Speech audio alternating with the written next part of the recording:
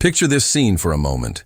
You're sitting in a coffee shop, and at the table next to you, a heated discussion breaks out about politics, social issues, and the state of the world. Voices rise with passion, opinions fly back and forth, and everyone seems to have something urgent to say. But then someone mentions faith, and suddenly there's an awkward silence. The Christians in the group shift uncomfortably in their seats, suddenly finding their coffee cups very interesting. They've gone from bold voices to complete silence in a matter of seconds. Sound familiar? This isn't just happening in coffee shops. It's happening everywhere. In boardrooms, classrooms, family gatherings, and even in our own churches. Somewhere along the way, the people who should have the most important message in the world have lost their voice. The great theologian A.W. Tozer saw this coming decades ago when he wrote about the difference between authentic Christianity and what he called cheap grace, a watered-down version of faith that costs nothing and demands nothing. Today, we're living in the full reality of what Tozer warned about, a church that has traded its prophetic voice for comfortable silence. But here's what most people don't realize. This silence isn't accidental. It's not just a natural drift that happened over time. There's a deliberate strategy behind it, a calculated plan to render the church voiceless in the very moments when the world needs to hear from God the most. And if we don't understand this strategy, if we don't recognize how we've been systematically silenced, we'll continue to watch our influence diminish while the world around us desperately searches for truth, meaning, and hope in all the wrong places. What you're about to discover will change how you see your role as a believer. You'll understand not just why so many Christians have gone silent, but more importantly, how to find your voice again. Because the truth is, the world is waiting to hear what you have to say. They're just not sure you believe it's worth saying anymore. The story of how the church lost its voice begins with understanding who A.W. Tozer was and what he witnessed during his lifetime. Tozer lived through some of the most challenging periods in modern history. 2 world wars, the Great Depression, and the beginning of the cultural revolutions that would reshape society. But what concerned him most wasn't the external chaos. It was what he saw happening inside the church. He watched as genuine spiritual hunger was being replaced by religious entertainment, as deep reverence for God was being traded for casual familiarity, and as the radical call to follow Christ was being watered down into comfortable church attendance. Tozer had a gift for seeing beneath the surface of things.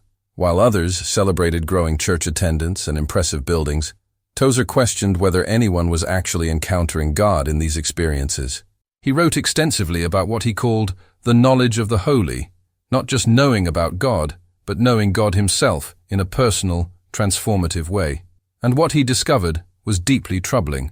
Many Christians had become satisfied with knowing about God, rather than pursuing the life-changing experience of knowing God personally. This shift didn't happen overnight. It was gradual, subtle, and largely unnoticed by most people sitting in the pews. The sermons still sounded spiritual, the hymns still referenced biblical truths, and the prayers still used the right words. But something essential was missing. The fire was gone. The urgency was gone. The sense that encountering God could actually change your life, that was disappearing too. People were learning to be comfortable with a God who made no demands on their lifestyle, their priorities, or their conscience. Tozer understood that when Christians lose their sense of God's holiness, when they become comfortable with casual Christianity, they inevitably lose their prophetic voice. How can you speak boldly about transformation when you haven't been transformed? How can you call others to a life-changing encounter with God when you're satisfied with surface-level religious experiences? This is where the enemy's strategy becomes brilliant in its simplicity. He doesn't need to get Christians to abandon their faith entirely. He just needs to get them comfortable with a version of faith that makes no real difference in their lives. Today, we're living with the full consequences of this strategy. We have a generation of believers who know the right answers to biblical questions but struggle to explain why their faith matters in real-life situations. They can quote Bible verses but feel tongue-tied when someone asks them how God has actually changed their life. They attend church regularly but can't articulate why someone else should consider doing the same. The silence isn't because they don't care about their faith. It's because they've been taught to be satisfied with a faith that doesn't demand much from them and doesn't offer much to others. Understanding the enemy's strategy requires us to recognize that spiritual warfare isn't always dramatic or obvious. Sometimes the most effective attacks are the subtle ones that slowly erode our foundation rather than launching an all-out assault. The strategy to silence the church has been implemented through three primary methods, each building on the other to create the widespread spiritual muteness we see today. The first method is what Tozer would have called the substitution of entertainment for worship. Walk into many churches today, and you'll find that the primary goal seems to be making people feel good rather than helping them encounter the living God. The music is designed to create an emotional high. The messages are crafted to be encouraging rather than challenging, and the overall experience is tailored to be comfortable rather than transformative. This isn't to say that church should be miserable or that joy has no place in worship, but when entertainment becomes the primary goal, something crucial is lost. Real worship, the kind that Tozer wrote about in his classic works, involves an encounter with God that leaves us changed. It's the difference between watching a movie about mountain climbing and actually climbing a mountain yourself. Both might be interesting, but only one transforms you. When Christians become accustomed to being entertained rather than transformed in their worship experiences, they gradually lose the sense that their faith involves anything powerful enough to be worth sharing with others.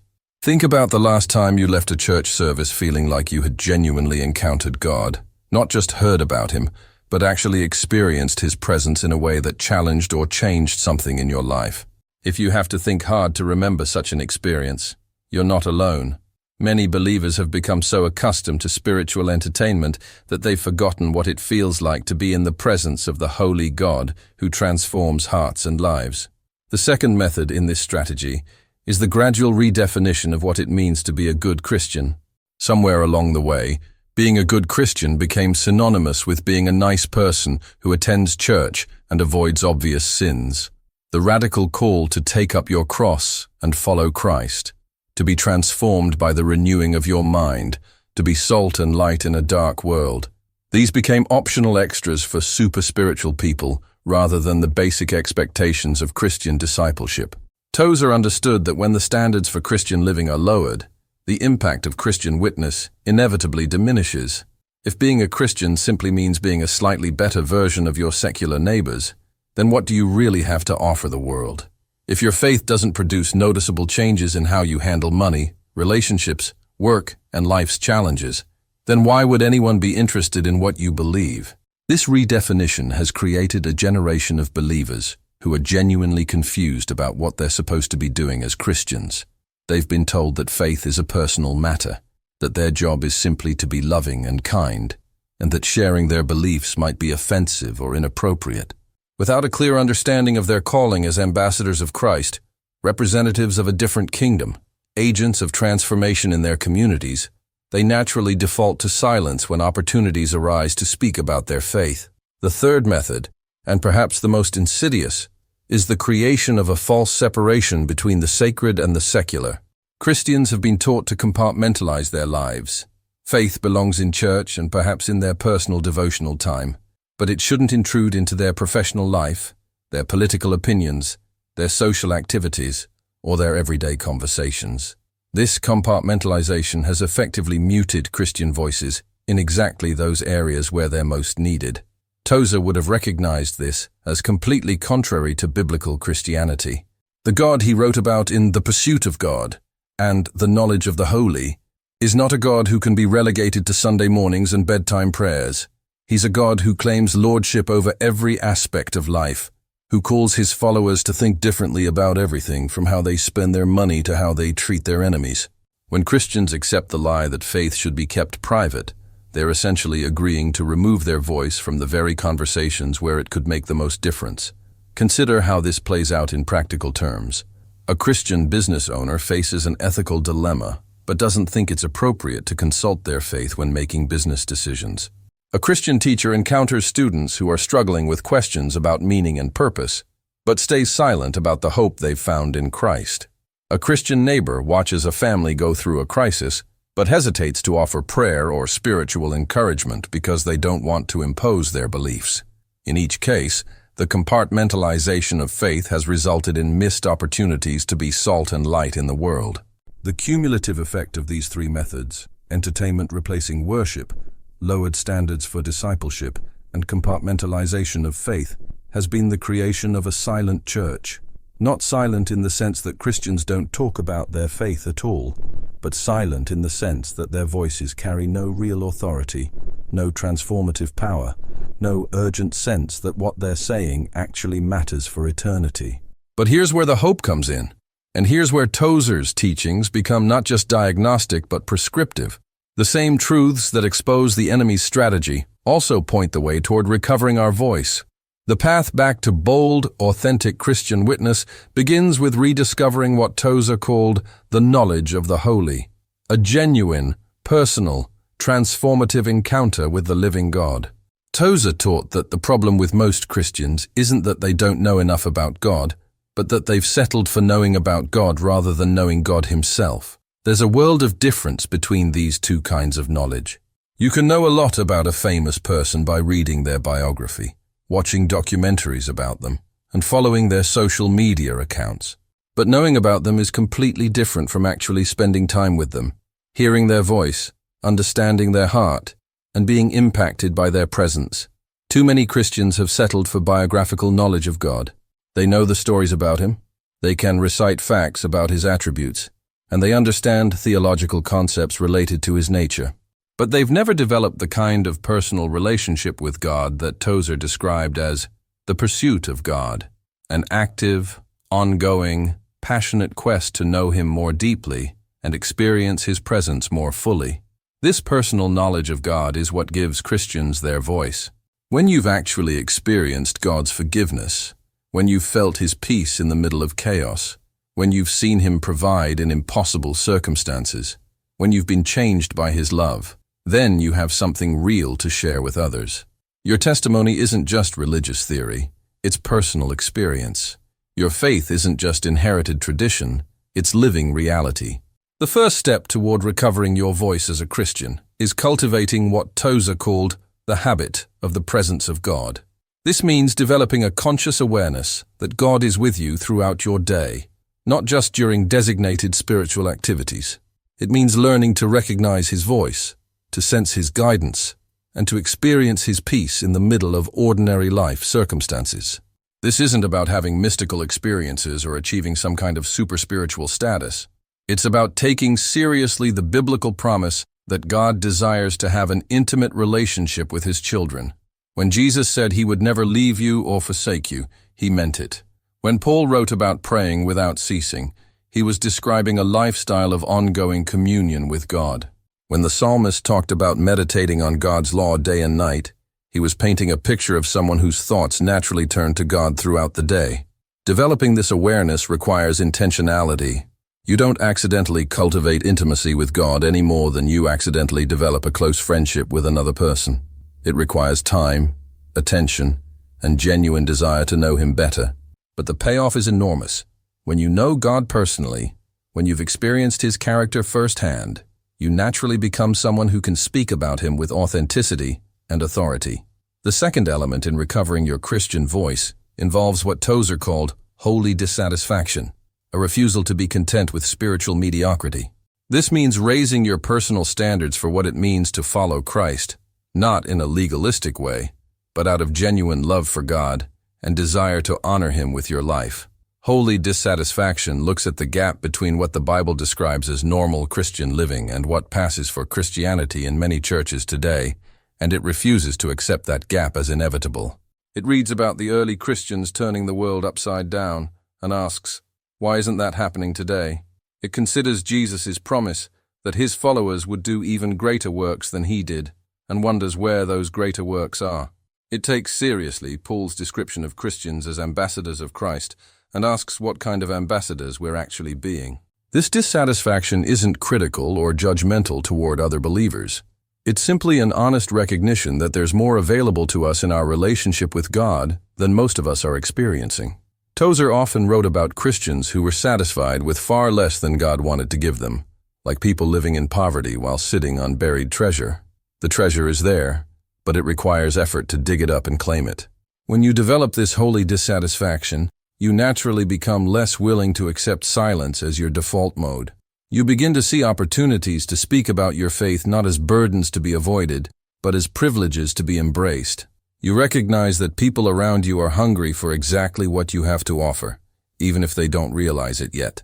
The third component of recovering your voice is learning to integrate your faith into every area of your life. This is where TOZER's teaching about the Lordship of Christ becomes practical and transformative. Christ isn't just your Savior, He's your Lord. That means He has legitimate authority over how you conduct your business, how you treat your family, how you spend your money, how you use your time, and how you respond to the challenges and opportunities that come your way. When you begin to live as if Christ is actually Lord of every area of your life, several things happen naturally. First, people notice. A life that's consistently guided by Christian principles stands out in a world where most people are guided primarily by self-interest. Second, you gain credibility. When your actions match your beliefs, people are more likely to listen when you talk about your faith. Third, you develop stories worth telling. A life that's being transformed by God's grace produces experiences that naturally illustrate spiritual truths. This integration doesn't mean you become preachy or inappropriate in your interactions with others. It means you become authentic. Your faith isn't something you put on for special occasions. It's the foundation that undergirds everything you do. When opportunities arise to explain your perspective, to offer encouragement, or to share your experience with God, you have genuine stories to tell rather than theoretical concepts to explain. Breaking the silence also requires understanding the difference between being offensive and being faithful. The enemy's strategy has convinced many Christians that speaking about their faith is inherently offensive, that sharing their beliefs shows disrespect for others, and that the loving thing to do is keep their mouth shut. This is a lie that has robbed the world of countless opportunities to hear the good news of God's love and grace. The truth is that people are hungry for authentic spiritual conversation. They may not be interested in religious arguments or theological debates, but they're desperately interested in anything that offers real hope, genuine peace, and lasting purpose. When you share your faith from a place of humility and love, when you tell your story rather than attacking their beliefs, when you listen as much as you speak, most people are remarkably open to hearing about your experience with God. Think about the last time someone shared something that had genuinely helped them through a difficult time. Maybe it was a book that changed their perspective, a practice that brought them peace, or a relationship that transformed their life. Were you offended that they shared this with you? Of course not. You were probably grateful that they cared enough to tell you about something that might help you too. Sharing your faith should feel the same way, like offering something valuable to someone you care about, not like imposing unwanted religious pressure. The key is learning to speak from your experience rather than from abstract theology. Instead of trying to prove that God exists, tell someone about a time when you experienced God's presence. Instead of arguing about biblical truth, share how a particular biblical principle has made a difference in your life. Instead of defending Christian doctrine, describe how your relationship with Christ has changed the way you approach challenges and opportunities. This approach disarms most objections because you're not asking people to accept your beliefs. You're simply sharing your experience. They can question your theology, but they can't argue with your personal story. They may not be ready to embrace Christianity, but they can't deny that something real has happened in your life. Recovering your voice also means learning to recognize divine appointments, those moments when God orchestrates circumstances to give you an opportunity to speak truth into someone's life. TOZER believed deeply in the sovereignty of God, and he taught that God is constantly arranging circumstances to draw people to Himself. Your job isn't to create these opportunities. It's to recognize them when they arise and respond faithfully. These divine appointments rarely come with advance notice or perfect timing. They happen when a coworker mentions they're going through a divorce, when a neighbor asks how you stay so calm under pressure, when a friend wonders out loud if there's any meaning to life, or when someone notices something different about the way you handle difficulties. In these moments, the enemy's strategy kicks into high gear, whispering that you should stay quiet, that it's not your place to say anything, that you might offend someone or make things awkward. But these are exactly the moments when your voice is most needed, not to preach a sermon or deliver a theological lecture, but to simply and authentically share what God has done in your life, to offer hope where there's despair, peace where there's anxiety, and love where there's loneliness. These are the moments when your Christian witness moves from theoretical to transformational, when your faith becomes a bridge between someone else's need and God's provision. The practical steps for breaking free from spiritual silence begin with honest self-examination. TOZER was a strong advocate for what he called self-examination, regularly taking inventory of your spiritual condition and being honest about areas where you've compromised or settled for less than God's best. Ask yourself hard questions about why you've been silent about your faith. Is it fear of rejection? Lack of confidence in what you believe? Uncertainty about how to articulate your experience with God? Comfort with a faith that doesn't cost anything or change anything. Once you identify the real reasons behind your silence, you can begin to address them specifically. If it's fear, remember that God has not given you a spirit of fear, but of power, love, and sound mind. If it's lack of confidence, spend time in God's Word and in prayer, building your relationship with Him until you have personal experiences worth sharing. If it's uncertainty about how to share your faith, start practicing with people who are safe, family members who share your beliefs, close friends who won't judge you, or fellow believers who can give you feedback and encouragement. The next step is making a conscious decision to stop compartmentalizing your faith. Begin viewing every area of your life as sacred territory where God is present and active. This doesn't mean you become inappropriate or pushy in professional settings, but it does mean you stop hiding your identity as a follower of Christ. Let people know where you go on Sunday mornings. Mention when you're praying about a decision. Reference how your faith influences your approach to challenges and opportunities. This integration happens gradually and naturally as you develop the habit of thinking about how God's truth applies to everyday situations. When a colleague complains about feeling overwhelmed, you remember that God promised His peace to those who cast their anxieties on Him. When a friend struggles with forgiveness, you recall how God's forgiveness in your own life changed everything. When someone questions whether their life has meaning, you think about the purpose and identity you found in Christ. As you begin speaking more naturally about your faith, you'll discover something that might surprise you. Most people are far more receptive than you expected. The culture has certainly become more secular, but it's also become more spiritually hungry. People are searching for something real, something that works, something that offers hope in the midst of life's challenges. When you speak authentically about how your faith has made a practical difference in your life, you're offering exactly what many people are looking for. Start small and build momentum. Look for natural opportunities to mention how your faith influences your perspective or decisions. Thank God openly when good things happen. Mention that you'll pray for someone when they share a concern. Talk about lessons you've learned from biblical principles. Share how your church community has supported you through difficult times. These small steps begin to establish your identity as someone whose faith is real and relevant, making it easier to have deeper conversations when the opportunity arises. The transformation from silence to voice isn't just about finding courage to speak. It's about becoming someone who has something worth saying. This is where TOZER's emphasis on pursuing God becomes crucial. The more you know God personally, the more you experience His presence and power in your daily life, the more natural it becomes to talk about Him with others. Your faith conversations stop feeling forced or awkward because you're simply sharing what's real and important in your life. Remember that the goal isn't to win arguments or prove points. It's to be a faithful witness to what God has done and is doing in your life. Some people will be interested and want to know more.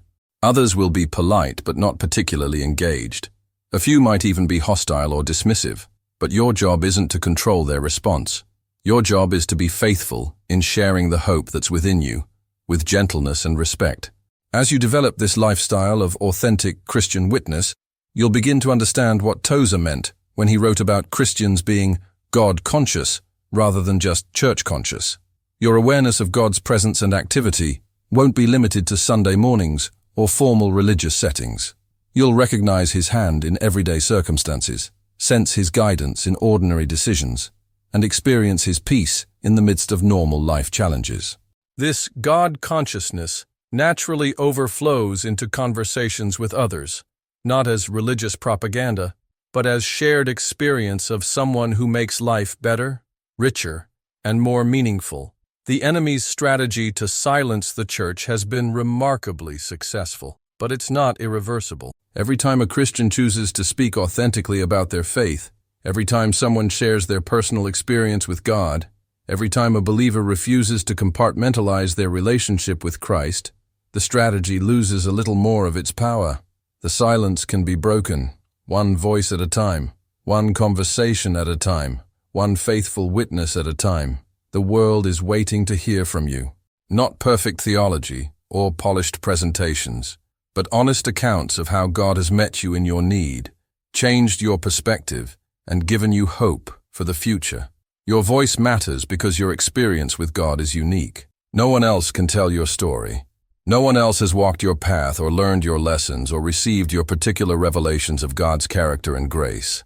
The question isn't whether you're qualified to speak about your faith. If you've experienced God's love, forgiveness, guidance, or provision in any way, you're qualified. The question is whether you'll choose to break the silence that has kept your testimony locked inside, while people around you search desperately for exactly what you have to offer. The enemy's strategy only works if Christians remain silent.